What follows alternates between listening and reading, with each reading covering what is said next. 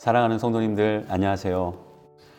오늘은 저와 같이 마태복음 2장 1절에서 12절 말씀으로 매일의 묵상을 함께 하는 시간 갖도록 하겠습니다. 제가 먼저 말씀을 봉독해 드리겠습니다. 헤롯 왕 때에 예수께서 유대 베들레헴에서 나심에 동방으로부터 박사들이 예루살렘에 이르러 말하되 유대인의 왕으로 나신 이가 어디 계시냐? 우리가 동방에서 그의 별을 보고 그에게 경배하러 왔노라 하니 헤롯 왕과 온 예루살렘이 듣고 소동한지라. 왕이 모든 대제사장과 백성의 서기관들을 모아 그리스도가 어디서 나겠느냐 물으니 이르되 유대 베들레헴이오니 이는 선지자로 이렇게 기록된 바 또 유대 땅 베들레헴아 너는 유대 고을 중에서 가장 작지 아니하도다. 내게서 한 다스리는 자가 나와서 내 백성 이스라엘의 목자가 되리라 하였음이니이다. 이에 헤롯이 가만히 박사들을 불러 별이 나타난 때를 자세히 묻고 베들레헴으로 보내며 이르되 가서 아기에 대하여 자세히 알아보고 찾거든 내게 고하여 나도 가서 그에게 경배하게 하라. 박사들이 왕의 말을 듣고 갈새 동방에서 보던 그 별이 문득 앞서 인도하여 가다가 아기 있는 곳 위에 머물러 서 있는지라.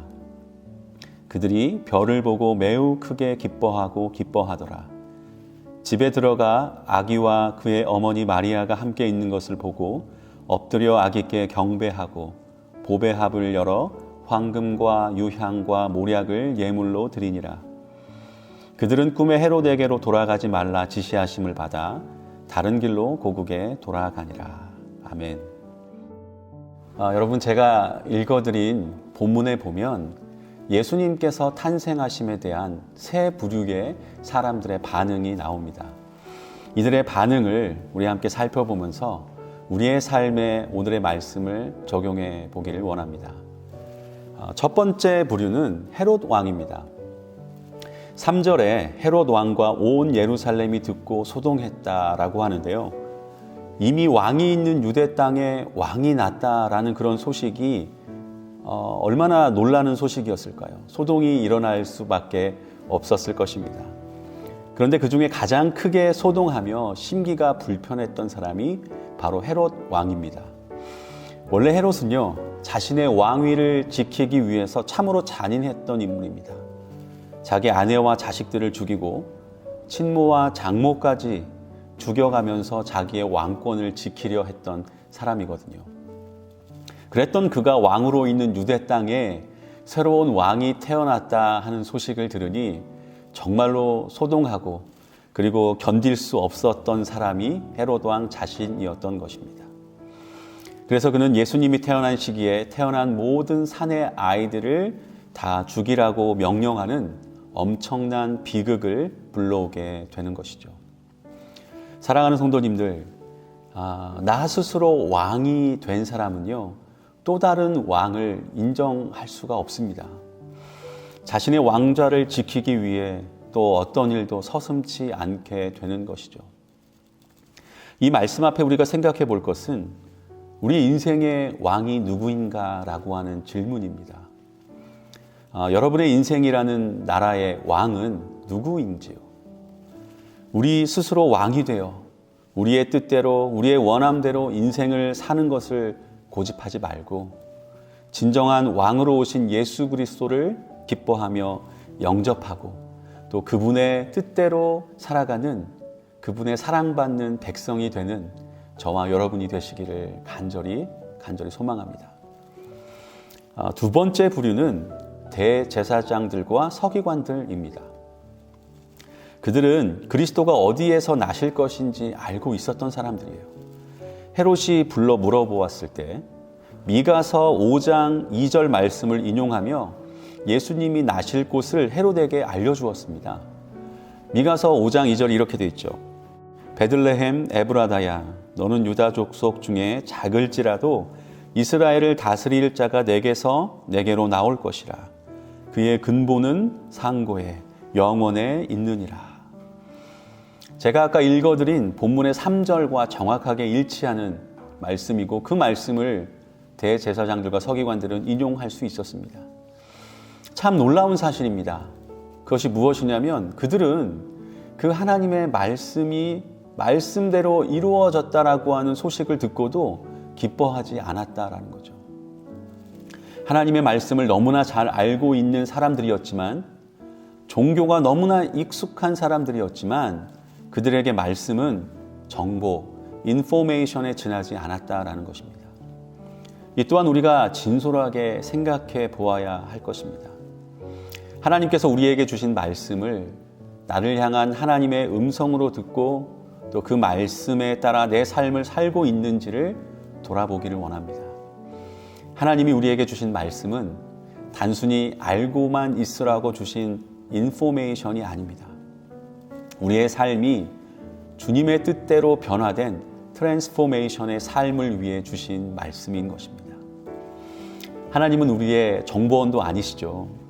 하나님은 말씀으로 세상을 창조하신 창조주, 우리를 구원하신 구원자, 그리고 지금도 세상을 다스리고 계시는 왕의 왕이십니다.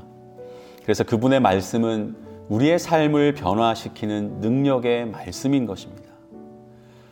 성경을 우리가 그토록 많이 읽고 또 설교를 그토록 많이 들었음에도 인생의 어려운 순간이 오면 왜 좌절하고 넘어지게 될까요? 그 말씀을 참고할 정보로만 들었기 때문이 아닐까요?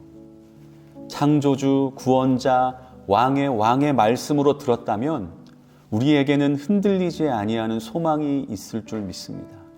요동치 않는 평안이 있을 줄 믿습니다.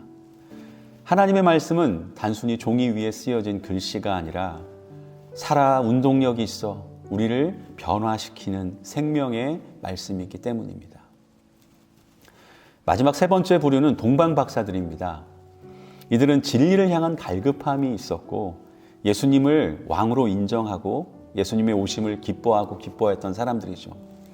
아주 먼 거리를 마다하지 않고 찾아와 자신의 값진 것을 드려 헌신하며 예배하는 사람들이었습니다. 근데 여기서 아주 역설적인 이야기가 하나 있습니다. 우리가 알고 있듯이 유대인들은 메시아가 오기를 고대하고 있었던 사람들이었잖아요. 그러나 역설적으로 메시아가 오셨지만 정작 유대인은 경배하지 않았고 이방인이었던 동방박사들이 와서 경배를 드렸다라는 것입니다. 이 역설을 통해 우리가 깨닫는 것이 있습니다. 우리가 얼마나 마음에 기대를 가지고 있고 또 애타는 마음을 가졌느냐보다 중요한 것이 있는데, 그것은 내가 기다리고 기대하는 것이 내가 만든 내 생각 안에 있는 것이 아닌가라는 것이죠. 내가 생각하던 예수님이 아니라 진짜 예수님을 만나야 한다라는 것입니다. 여러분, 유대인들은 자기들이 기다리고 기대하던 예수님만을 원했기 때문에, 자기들이 생각하던 예수님만을 원했기 때문에 진짜 예수님을 영접할 수가 없었던 것입니다. 사랑하는 성도님들, 이렇게 적용을 해보면 어떨까요? 기도할 때 우리 혹시 우리가 기대하는 것이 이루어져야 응답이라고 하고 있지는 않은지요? 그래서 진짜 하나님이 주신 응답을, 하나님의 그 응답을 그저 놓쳐버리고 있지는 않은지요? 오늘 말씀을 통해 우리 세 가지를 깊이 묵상하는 하루가 되길 원합니다. 주님의 왕되심을 온전히 인정하지 못하고 나 스스로 왕의 자리에 있으려 하고 있지는 않은지, 또 주님의 말씀을 진정한 왕의 말씀, 창조주의 말씀, 구원자의 살아있는 말씀으로 듣지 못하고 단순한 정보로만 알고 있는 것은 아닌지, 하나님의 계획과 뜻을 기쁨으로 받지 못하고 내 뜻과 계획대로 이루어지기만을 기다리다가 하나님의 응답을 보지 못하는 것은 아닌지, 이 묵상을 통해 오늘도 새로운 하나님의 은혜를 경험하고 하나님을 더 깊이 알게 되고 사랑하게 되는 저와 여러분 되길 간절히 소망합니다. 기도하겠습니다. 주님, 우리가 주님의 왕되심을 원치 않는 헤롯 왕이 되지 않게 하여 주시옵소서. 진정한 왕 되신 주님의 다스림 가운데 하루하루 살아가는 주님의 백성이 되게 하여 주시옵소서. 하나님의 말씀이 내 삶을 새롭게 하시는 살아있는 능력의 말씀임을 믿습니다. 매일의 묵상을 통해서도 날마다 그 능력을 경험하게 하여 주시옵소서. 주님, 내 뜻이 이루어지기를 기다리기보다 하나님의 뜻과 계획을 신뢰하며 기다립니다. 늘 우리가 구한 것보다 더 좋은 것을 주시는 주님이심을 믿기에 오늘도 주 안에서 평안하게 하여 주시옵소서. 예수님의 이름으로 기도드립니다. 아멘.